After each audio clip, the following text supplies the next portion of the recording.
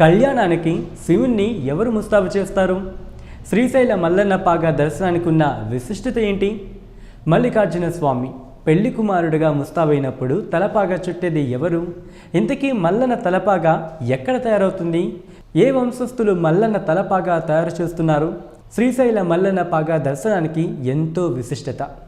శ్రీశైలంలోని మల్లన్న పాగా దర్శనానికి ఎంతో విశిష్టత ఉంది. ఈ దర్శనం ముక్తిదాయకమని వేద పండితులు చెబుతుంటారు. మల్లన్న తలపాగా ధారణను చూసి తరించేందుకు లక్షల మంది భక్తులు తరలివస్తుంటారు.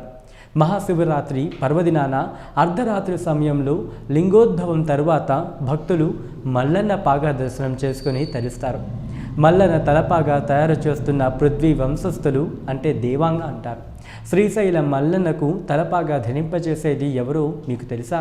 ప్రకాశం జిల్లా చీరాలలోని జాండ్రపేటకు చెందిన పృథ్వీ వంశస్థులు మల్లన్నకు తలపాగా ధరింపచేస్తారు. మహాశివరాత్రి పర్వదినాన అర్ధరాత్రి పూట చిమ్మ చీకట్లో లైట్లన్నీ ఆర్పేసిన సమయాన్న దిగంబరంగా ఆలయ శిఖరం నుంచి నవనందులకు చేనేత వస్త్రాన్ని మల్లన్నకు పృథ్వీ వంశస్థులు ధరింపచేస్తారు. ఈ వంశానికి చెందిన నేటి తరం వారసుడు వెంకటేశ్వరులు కుటుంబం ఈ తలపాగాకు ఉపయోగించే తెల్లని వస్త్రాన్ని తయారు చేస్తారు.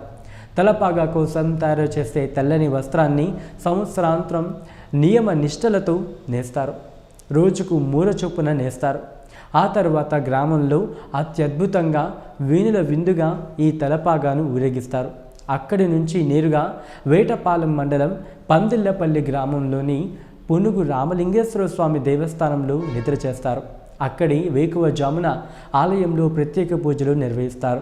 అనంతరం అక్కడి నుంచి శ్రీశైలం చేరుకుంటారు. మగ్గాలపై వస్త్రం నేత శ్రీశైల మల్లన్న మీరాశిదారులుగా ఉన్న పృథ్వీ కుటుంబీకులు తరతరాలుగా మగ్గాలపై వస్త్రాన్ని నేస్తున్నారు.